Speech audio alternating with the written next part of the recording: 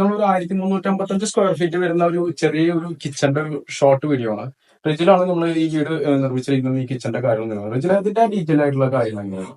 ഇവിടെ എന്ന് പറഞ്ഞു കഴിഞ്ഞാൽ ഏറ്റവും ചെലവ് കുറയ്ക്കുന്നതിന്റെ ഭാഗമായിട്ട് തന്നെ മൊത്തത്തിലൊരു വൈറ്റ് തീമാണ് കിച്ചണ് വരുന്നത്. ചെറിയ കിച്ചൺ ആണ് ഇത് വരുന്നത്.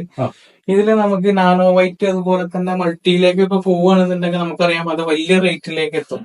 അതുകൊണ്ട് തന്നെ ഇവിടെ നമ്മള് ചെറിയ, അതായത് വൈറ്റ് കളറിലുള്ള ചെറിയ കോസ്റ്റിലുള്ള ടൈലാണ് യൂസ് ചെയ്തിട്ടുള്ളത്. ടോപ്പില് ഫെറോ സിമെന്റിന്റെ ബോർഡിലാണ് ഇതിന്റെ ഈ ടൈൽ ഒട്ടിച്ചിട്ടുള്ളത്. അടിയിലാണെന്നുണ്ടെങ്കിൽ complete cupboards and drawers set ചെയ്തിട്ടുള്ളത് ഫാബ്രിക്കേഷനിലാണ്. ഇതൊക്കെ കംപ്ലീറ്റ് ഫാബ്രിക്കേഷൻ സ്റ്റീലിന്റെ തട്ടുകളാണ് വരുന്നത്. സ്റ്റീലിന്റെ തട്ടുകളാണ്. പിന്നെ ഇതിൽ വേറെന്താണ് ഇതിന്റെ ഈ ഒരു കിച്ചന്റെ ഹൈലൈറ്റ് എന്ന് പറയുന്നത്? ഹൈലൈറ്റ് എന്ന് പറയുന്നത് ഇപ്പൊ ചില വീടുകൾ നിങ്ങൾ കണ്ടിട്ടുണ്ടായിരിക്കും, മുകളില് കബോർഡ്സ് കൊടുക്കുകയാണെന്നുണ്ടെങ്കിൽ കൈ എത്താത്ത ദൂരത്തായിരിക്കും. ഇവിടെ അതിനു വേണ്ടി തന്നെ ഞങ്ങൾ ഇതിന്റെ കൺസ്ട്രക്ഷൻ നടക്കുന്ന സമയത്ത് തന്നെ ശ്രദ്ധിച്ചൊരു കാര്യം എന്ന് പറയുന്നത് വിൻഡോ ഒന്ന് താഴ്ത്തി കൊടുക്കുക എന്നുള്ളതായിരുന്നു. ആ വിൻഡോന്റെ മുകളിലേക്കായിരിക്കും ഈ കബോർഡ്സ് വരിക എന്നുള്ളതുകൊണ്ടും സ്ത്രീകൾക്ക് അത് കൈയെത്താൻ എളുപ്പം വേണ്ടിയിരിക്കുന്നത് കൊണ്ട് തന്നെ ഇതിന്റെ സൈസ് കൊടുത്തിട്ടുള്ളത് 70 സെന്റിമീറ്റർ ആണ്. ജനലിന്റെ ഉയരം കൊടുത്തിട്ടുള്ളത് 1 മീറ്റർ സിൽ ഹൈറ്റിൽ നിന്ന് 70 സെന്റിമീറ്റർ ഹൈറ്റ് ജനലിന് കൊടുത്തിട്ട് 170 ഹൈറ്റിൽ ഒരു ലിൻഡൽ കൊടുത്തിട്ട് അതിന്റെ മേലേക്കാണ് കബോർഡ് സെറ്റ് ചെയ്തിട്ടുള്ളത്. ഈ സിങ്കിന്റെ ഒരു പ്രത്യേകത എന്താ? സിങ്ക് കംപ്ലീറ്റ്ലി സ്റ്റീൽ തന്നെയാണ് വരുന്നത്.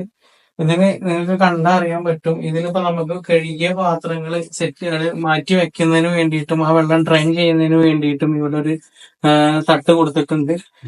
അതുപോലെ തന്നെ നമുക്ക് ഈ ഒരു ചെറിയൊരു സിങ്ക് പോലെ യൂസ് ചെയ്യണമെന്നുണ്ടെന്നുണ്ടെങ്കിൽ ഇവിടെ ചെറിയൊരു തട്ടായിട്ടും കൊടുത്തിട്ടുണ്ട്. ഇത് നമുക്ക് വേണമെങ്കിൽ അങ്ങോട്ടും ഇങ്ങോട്ടൊക്കെ മാറ്റാവുന്നതാണ്, എടുത്ത് മാറ്റാവുന്നതൊക്കെ പറ്റുന്നതായിട്ടുള്ള തട്ടാണ് ഇതിൽ കൊടുത്തിട്ടുള്ളത്. അതുപോലെ തന്നെ ഈ ബ്രേക്ക്ഫാസ്റ്റ് ടേബിൾ ഈ ഒരു ഭാഗം കൊണ്ട് എന്താ ഉദ്ദേശിച്ചിട്ടുണ്ട്?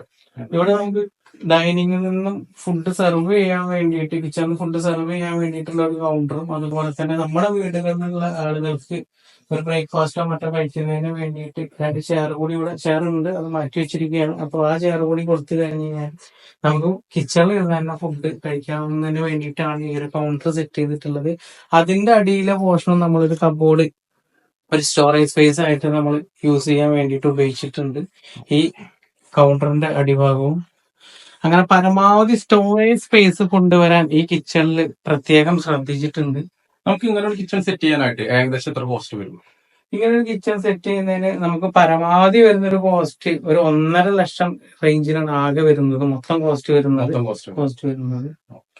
സാധാരണ നല്ലൊരു രീതിയിൽ നമ്മൾ മൾട്ടിയോ അല്ലെങ്കിൽ നാനോ വൈറ്റോ ഒക്കെ യൂസ് ചെയ്തിട്ട് നമ്മൾ കിച്ചൺ സെറ്റ് ചെയ്യണമെന്നുണ്ടെങ്കിൽ എങ്ങനെ പോയാലും ആ കിച്ചൺ ഒരു 3 ലക്ഷം റേഞ്ചിൽ പ്രൈസ് വരും. പക്ഷെ അതിന്റെ ഏകദേശം പകുതി കോസ്റ്റിൽ നമുക്ക് ഈ കിച്ചൺ നമുക്ക് അതിന്റെ ഒരു എക്കണോമി നമുക്ക് കൺട്രോൾ ചെയ്യാൻ പറ്റിയിട്ടുണ്ട്.